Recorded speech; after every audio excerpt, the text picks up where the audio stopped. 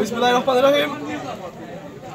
17ই মে বাংলাদেশ জাতীয়তাবাদী দল বিএনপির অঙ্গ সহযোগী সংগঠন বাংলাদেশ জাতীয়তাবাদী যুব দল, জাতীয়তাবাদী স্বেচ্ছাসেবক দল, জাতীয়তাবাদী ছাত্র দল, এই 3 অঙ্গ সংগঠনের সমন্বয়ে খুলনা এবং বরিশাল 2 বিভাগের সমন্বয়ে খুলনায় যে তারুণ্যের সমাবেশ অনুষ্ঠিত হবে, সেই তারুণ্যের সমাবেশ জনগণের মধ্যে ছড়িয়ে দিতে জনাব এস.এম. আবু তাহের সবুজ ভাই, সদ্য বিদায়ী মাগুরা জেলা ছাত্র দলের সদ্য বিদায়ী সাধারণ সম্পাদক, আমাদের জেলা ছাত্র দলের আইকন এস.এম. আবু তাহের সবুজ ভাইয়ের নেতৃত্বে শ্রীপুর উপজেলা ছাত্র দল ঐক্যবদ্ধভাবে তারুণ্যের এই সমাবেশটি জনগণের মধ্যে ছড়িয়ে দিতে একটি সংক্ষিপ্ত সমাবেশ ও আলোচনা সভা আয়োজন করেছে। সেই আলোচনা সভায়